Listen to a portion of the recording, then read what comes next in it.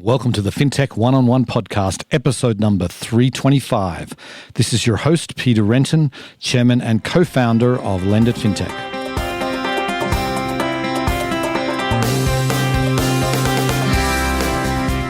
Today's episode is brought to you by Lend It Fintech LATAM, the region's leading fintech event. It's happening both online and in person in Miami on December 7th and 8th. Latin America is still the hottest region for fintech in the world, and Lend It Fintech LATAM features the leading players in the region. So join the LATAM fintech community this year, where you will meet the people who matter, learn from the experts, and get business done. In-person and virtual tickets are available at lendit.com/LATAM. Today on the show, I'm delighted to welcome Miguel Armaza. He is the co-founder of Gilgamesh Ventures, but most of you probably know him as the co-host of the Wharton Fintech podcast, where he took the podcast, grew it 13x in his time there, and really made it one of the real must-listen podcasts in fintech. So we talk a little bit about that, but what really wanted to delve into the Latin American fintech space. And Miguel is an expert there. He's originally from Bolivia, and he'd been following the Latin American fintech space for many years, and now he's an investor in the space. So we talk about why Latin America is becoming so hot, what's the biggest opportunities. We delve into Nubank a little bit just after their public filing became public recently, and we talk about Voila, another fintech leader, and a few other companies as well. We talk about what Americans get wrong about Latin America and much more. It was a fascinating interview. Hope you enjoy the show. Welcome to the podcast, Miguel. Thank you, Peter. I'm excited to chat again. Yes, indeed. It's great to have you. So let's get started by giving the listeners a little bit of background. Tell us what you've done in your career, where you started, and just give us some of the highlights. Once again, thanks for inviting me. Really honored to be here, from one podcaster to another. Right. So I'm originally from Bolivia, but I kind of grew up all over the place and came to the U.S. As an immigrant, right? I guess it was a fortunate immigrant story because I was able to come to get my university degree and very lucky to have a lot of help along the way. But I started in community college, right? So I started in Texas, Houston Community College, had an amazing time there, and then was fortunate to transfer to American University in DC. And I was pretty entrepreneurial along the way. I even had a project where I built a Facebook page in the early days of Facebook, when Facebook was less than 5 years old, that this page got almost 3 million followers. Wow. And I started selling advertising through it and contacting CEOs and execs in different industries. And I tasted entrepreneurship. I paid for some of college with that. That was a short stint because Facebook didn't allow meme pages, essentially. Right. But, I also realized that I had a lot to learn. I don't come from finance family. My dad was in Bolivian public service. So around the kitchen table or the having lunch, we were never talking about business, right? Mm-hmm. But I knew I wanted to get into business. And so the best way to learn was to go into banking. I was very fortunate to first start at Citi, and then I worked at Bank of Tokyo. So all in all, I guess close to a decade, and really learned a lot, right? Learn how the financial system works. I had many roles. Not just your typical intern to VP of investment banking or whatever. I was actually in our rotational program, and probably the most consequential role for me was operations and technology. So I had a couple years both in ops and tech, and that's where you really see the guts of the financial system.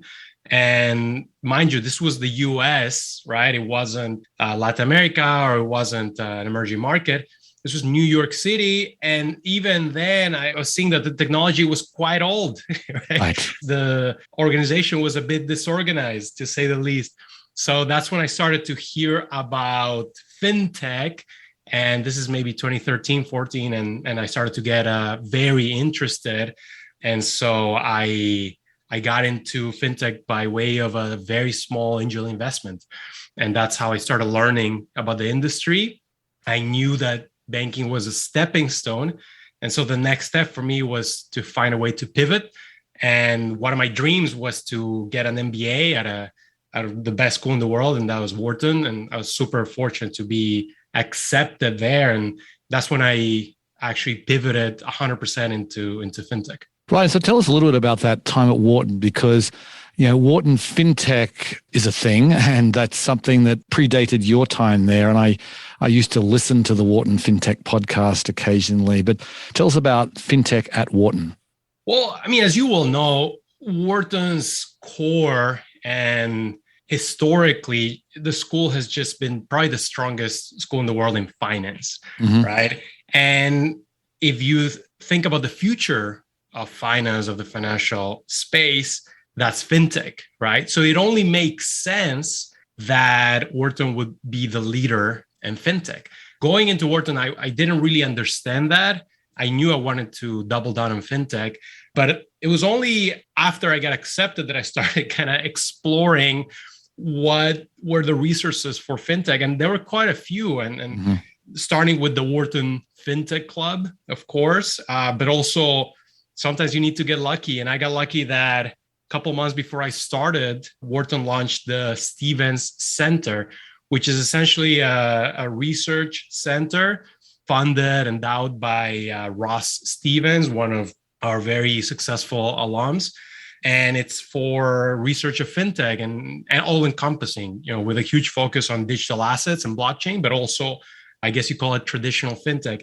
And so you put all that together and, you put someone who's very curious and wants to learn more about fintech. And, I came in and there were just so many resources. And as an immigrant and someone who started community college, I've always worked 3 times harder than people around me, or at least I tried to. And so I said I was going to do the same at Wharton. And that was just be leading all things related to fintech, right? And then the main one was the Wharton FinTech Club, became co-president there, and then started co-hosting the podcast along with Ryan Zauk, who's become a very close friend. And together, we ended up kind of revamping the podcast. It was just this unique opportunity, if you think about it, because it's the Wharton brand, but also it's managed by students, 100% managed by students. So there's essentially no supervision.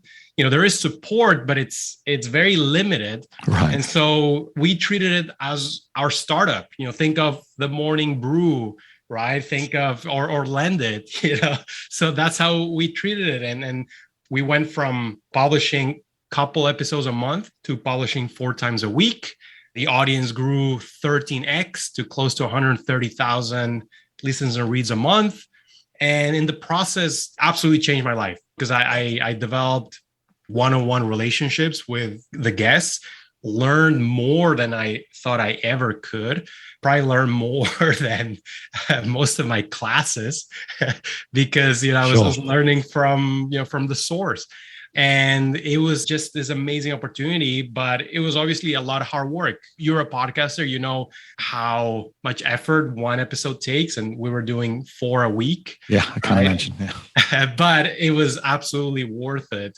It was like an MBA's dream, because you go to school to be in the room with these people, to attend a class where they're a guest speaker, right? Whereas here, and especially given during the pandemic, this is a way to connect with hundreds of new people and learn from them. Right. Like I was an occasional listener of the Wharton FinTech podcast over the years. I mean, it's been going for many, many years.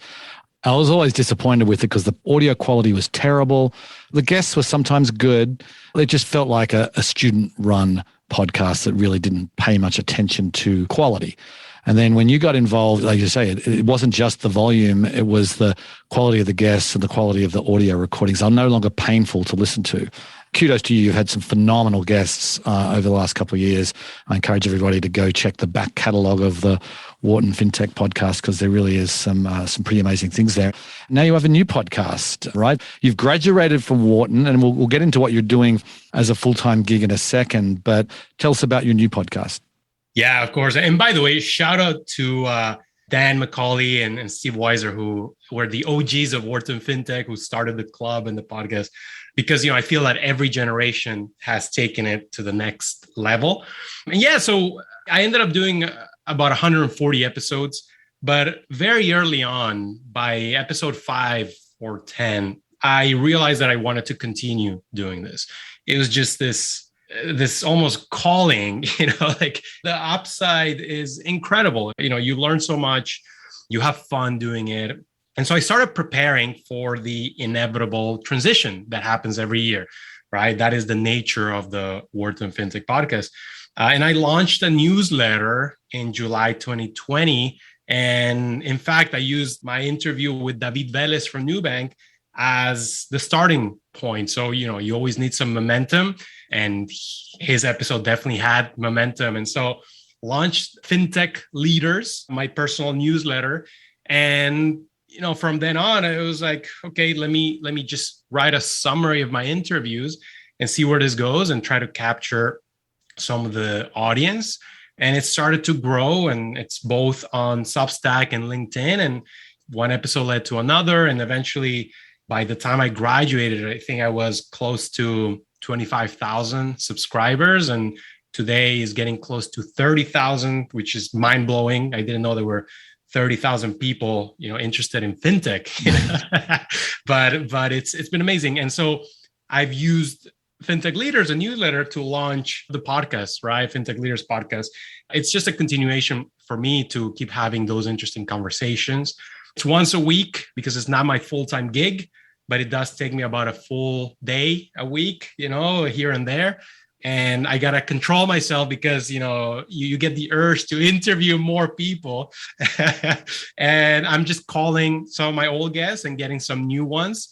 I was just at Money 2020, where it was very interesting to interview people in person. That was a first, well, not a first, but first time I did so many in person.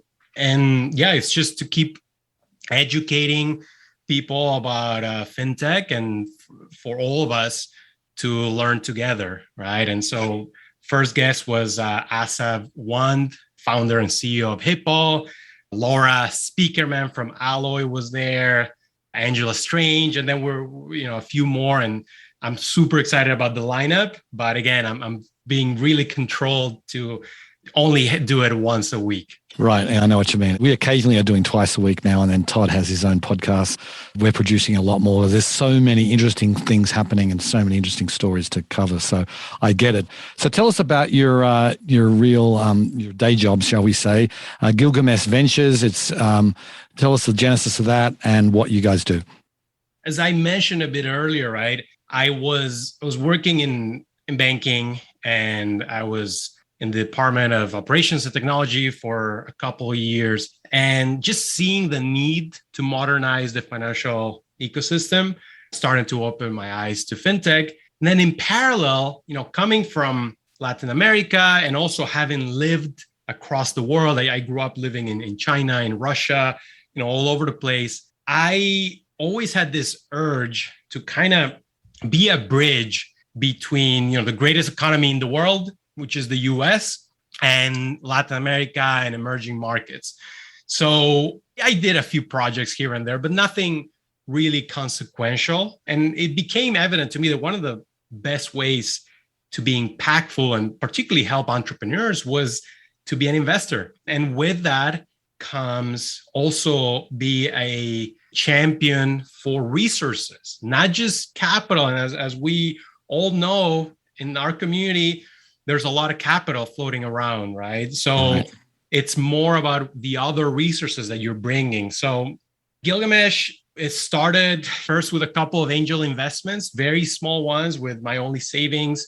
Then I realized that me and my friends, had the same interests, right? And so we started pulling in together a little bit of money, but that wasn't nearly enough to move the needle. And so it's just the next natural step was to raise a little bit of money, right? And we first did a few SPVs, which for the audience, that is just one legal vehicle to invest in one single company. And we invested in about 5 companies all over the Americas, not just the US or not just Latin America.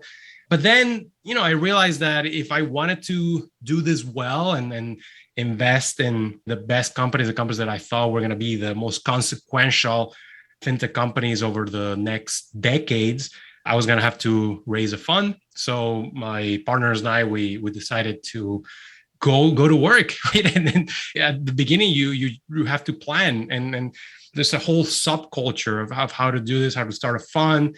And one of the best things that we did is we started to recruit a board of advisors, and I call it a bulletproof board of advisors. We have some of the best advisors in the world, and these are founders and leaders and GPs of the fintech ecosystem all over the Americas, right? Public company CEOs, unicorn founders.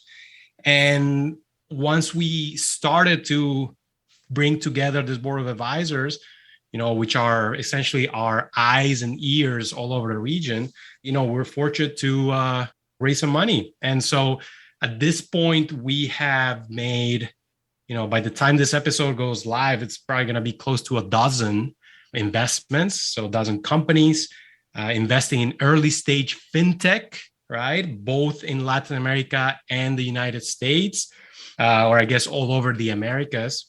And the idea is, yes, we can bring capital, but more importantly, we can bring a lot of resources. We can connect you to people in the ecosystem.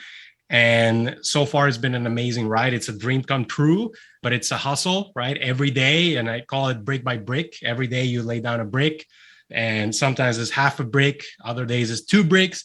But all of a sudden, you realize you've built at the beginning a home, and then a multi-story building, and then hopefully a skyrise in the end. But it's been amazing. Right. Great.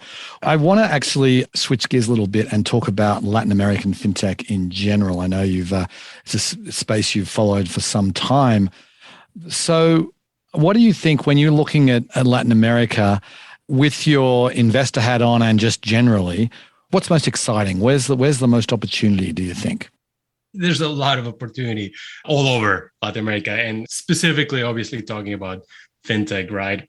And this, the arc of fintech in many markets, not all, but in many markets, is you start with consumer services, and those are, I guess, the easiest one to disrupt. Not that they're easy, but it's definitely easier than tackling, B2B services. Also, payments is another entry point for a lot of fintech.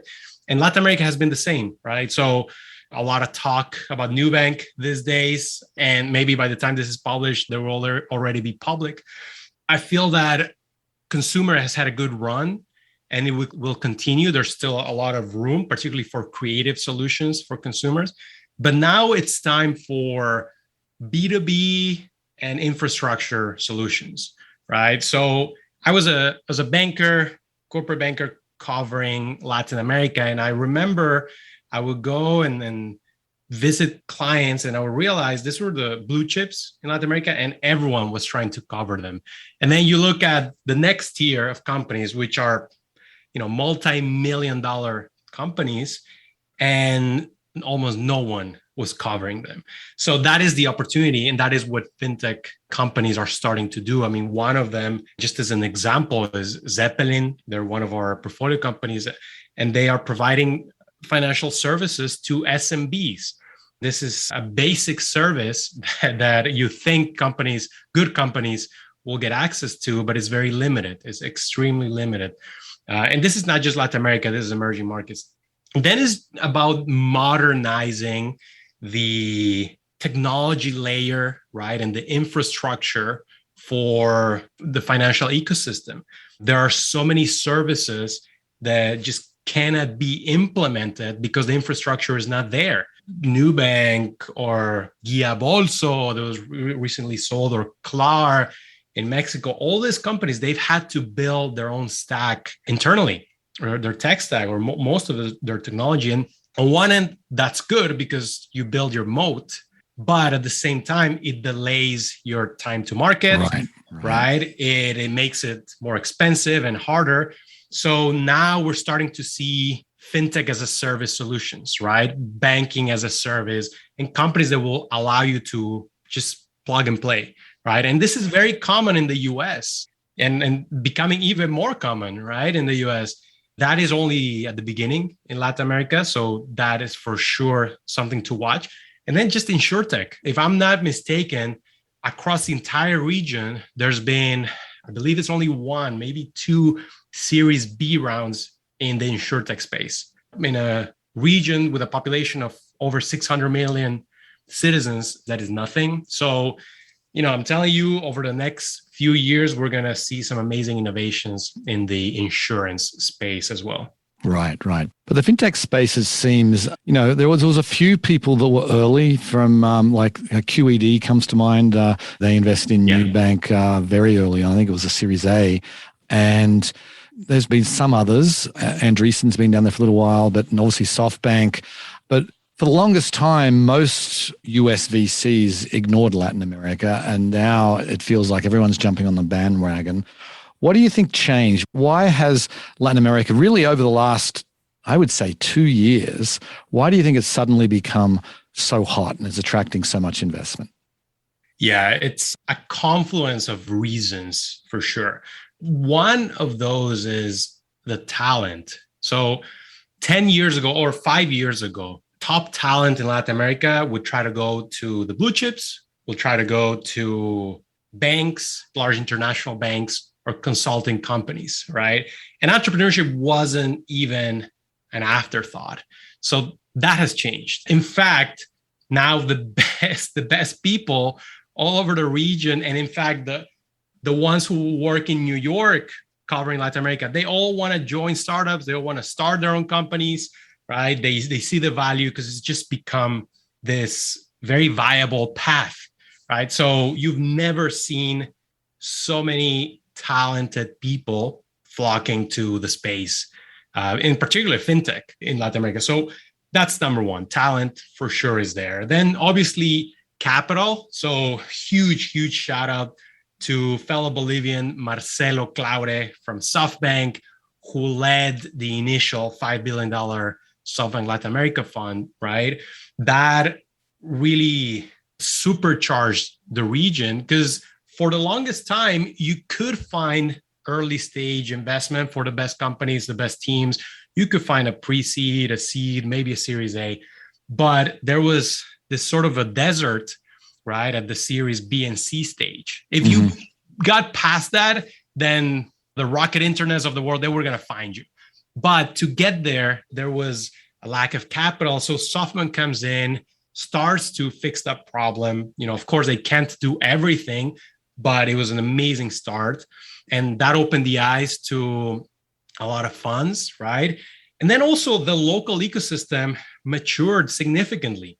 Not just startups, but also VCs that started locally. VCs like Monashis or Kazakh, right? Those guys, they started with relatively small funds about a decade ago, but they themselves have, raised a lot more money or in the process of raising a lot more money that is going to help them continue backing their own portfolio companies, right? As they get bigger. And the startups themselves just have grown to previously unimaginable, scale, right? Like Nubank has almost 50 million clients, right? And then you look at the other digital banks, just in Brazil, for example, I mean, there are at least two more new banks other than Nubank with more than 10 million clients.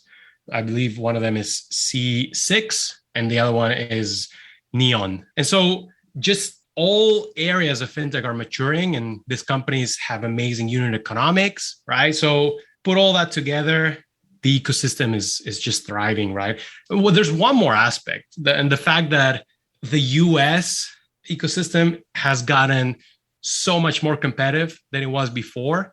Now, if you're not winning every round, you're not being able to invest in every company you want to invest in the US, you start to look for yield elsewhere, right? You start to look for amazing opportunities elsewhere. And the closest region is Latin America, right? I mean, it's the same time zone. It's hugely influenced by what's going in the US. It just makes a ton of sense. Right. So I want to dig into Nubank for just a minute. You've mentioned them a couple of times, and as we're recording this, their F1, which is the foreign equivalent of an S1, it's basically the same thing. Their S1 equivalent dropped a couple of days ago, and I'm sure you've spent a little bit of time on it, but I wanted to dig in. If you'd said a decade ago, when you had like Simple and Movin that were just getting going, the digital banking was just starting, if you'd said that the largest digital bank in the world was going to be in Brazil, everyone would have thought you were crazy, because it's obviously going to be in the US. There's a big population, people want to get going, but it's not. And you mentioned there's 48 million customers that they have. 35 million of those are actually monthly active customers. So these are real people that are using this on a regular basis. The thing that was most astounding to me out of all of the data in their S1 or F1, $5 cost of acquisition. I don't think there's any digital bank in this country that has that as a cost of customer acquisition. And it's amazing. I'd love to get your thoughts. You've interviewed David Velez, the CEO. We had him at our Lended event last year, and he is a phenomenon, but it just feels like some of the things that they're doing would have felt like it was impossible, and he's done it. Tell us your thoughts on Nubank. In fact, something that I find actually pretty interesting. He, in his initial pitch deck, he had one slide of that David versus Goliath, right? And it was him against the banking oligopoly in Brazil. So you're right. I mean, a lot of these things would have been thought impossible, but he's a force of nature, and he put together an amazing team, right? Christina is also amazing. And then the whole culture of Nubank is about doing the impossible. And it's just also a reflection of the incredible rejection of customers towards the incumbents. It's like night and day, and not just Nubank. I mean, I mentioned some of the other ones in Brazil or in Mexico, Claro, all these guys. The service is just 10 times or more better than what incumbents are offering, right? And that starts with customer service, the user experience, fees. And, on Nubank, I think, one of the most incredible things is they're just getting started, right? I mean, just in Brazil, the incumbents, they're getting about monthly revenue per customer is about $20, right? Mm-hmm. Whereas for Nubank is $5, right? They're probably not going to get to the 20. That would involve charging crazy fees like the incumbents do, but they can definitely go higher, right? And they might go past 20 because they're going to start offering other services that your traditional bank doesn't offer. And for me, the best example, and where I always look for the future of neobanking, is not the US, it's not even Brazil, it's not China, it's Russia, and it's Tinkoff. Right? Tinkoff Bank, they are amazing.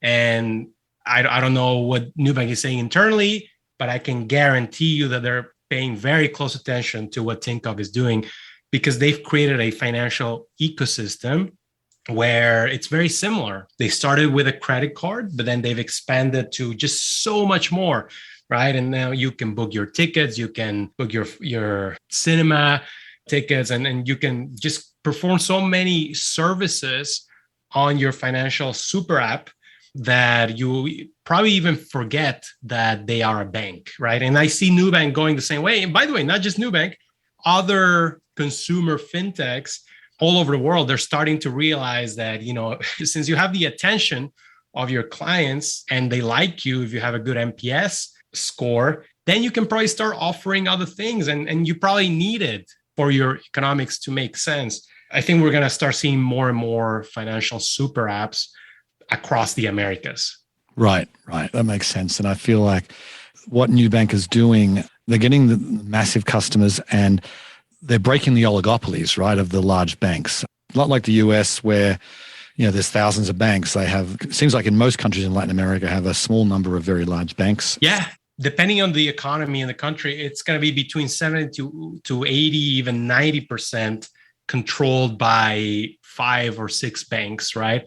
But what's ironic? Once Nubank goes public, and let's say they go public at the $50 billion valuation that they're targeting, they're going to be larger by market cap than Itaú, which is the largest bank in Brazil. It's funny you mentioned that because we had the same thought at the same time. I just went and looked at their Itaú's Unibanco. Their market cap today is 41 billion, and it's going to be significantly lower than Nubank. And so that really will be something amazing to see. There's many other stories, and we could get into a lot of them. Maybe just I want to touch on Uala, that's UALA, because I feel like there's some similarities. Another very dynamic CEO, Pierpaolo Barbieri, coming out of Argentina, they've expanded as well, and just I think an incredible story. Raised, they're now a unicorn and raised a lot of money. I know you've also chatted with Pierpaolo before. Just give us a little bit of a short rundown on Uala. Been fortunate to talk to Pierpaolo a couple of times, both on the Lendit LATAM conference and on the podcast. And you can see he's just a very ambitious, dynamic guy. They have taken a bit of a different approach than other neobanks. Obviously, they started with a wallet, which you can call it a neobank.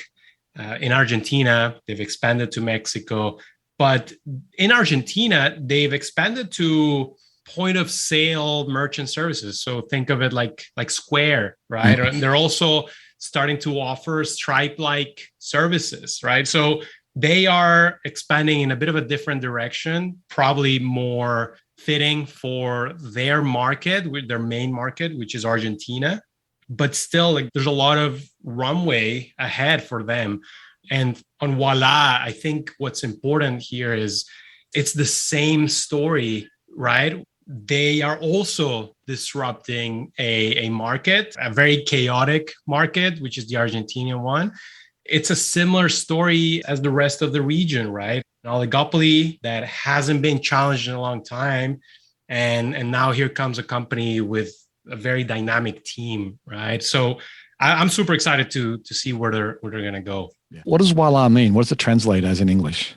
I don't even know how to translate it. I think the word is kind of like, once you show something as great, right? Is like, voila, it's like, wow, there it is, Right. Once you're wowed by something. Right. Gotcha. Okay. So we're almost out of time, but a couple more things I want to get to. You talked earlier about being sort of a bridge between the American business community and Latin America. And I'd love in that role that you kind of de facto role you have, when you talk with Americans about Latin America and specifically about Latin American fintech, what are the common misconceptions that we all have? I'll tell you one thing, and that is about the size of the market. I often have conversations with other investors who are looking to get into Latin America or are starting to. And it often can be that if they see that another company is already doing this, they automatically dismiss it without realizing that Brazil is an economy with over 200 million people, right? And there's probably room for many players. Just look at neobanks, right? Mm-hmm. Same for Mexico. Very dynamic economy with over 130 million people, right? So understanding the size of the market is super important. And also user adoption is there, right? So it's not just the size, but like users are willing to use this kind of products. I mean, I don't know the exact numbers, but I can tell you that Uber, Facebook, Instagram, all those guys, they look at Latin America and they're like, this is one of our most important markets, right? Particularly for huge cities like Sao Paulo or Mexico City. Those are usually in the top 5 of the most active cities for this huge tech companies worldwide. For a lot of people, once they realize that, they're like, wow, this is really a huge opportunity. We need to find a way to expand. And you're seeing it more and more. It gives me a lot of joy when we invest in a team, in a company, and then we do it along with US investors who might be doing it for the first time, or they're very early in their journey. And so we might help influence that decision a little bit and do it together. And I think bringing more, not just dollars, but intellect and experience that really understands fintech is crucial, is absolutely crucial. You do need the local investors, extremely important. And in fact, you probably should invest without a local investor, right? But there's no denying that particularly US capital is crucial. I mean, just look at all the top companies. They start with a mix of local and international investors, and very quickly it shifts towards mostly US investors, right? So it's undeniable that you need to work with Silicon Valley based, New York based, or all over the place, all over the US, now Miami based investors. Right. Okay, so last question then. When you look at the overall fintech landscape in Latin America today, what are you following most closely? What do you think are the trends that will shape the future of Latin American fintech? Yeah, regulation. I mean, regulation is super important, and that's actually helping shape Brazil. And so Brazil has actually been very friendly towards fintechs.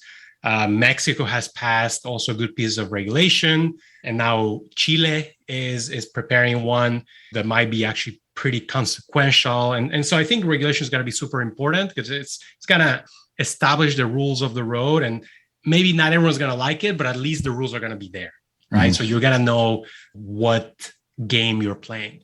And then another thing that I'm paying attention to, and actually I'm a little bit worried, is you are seeing Brazil and Mexico and all these big economies get completely digitized, which is amazing, right?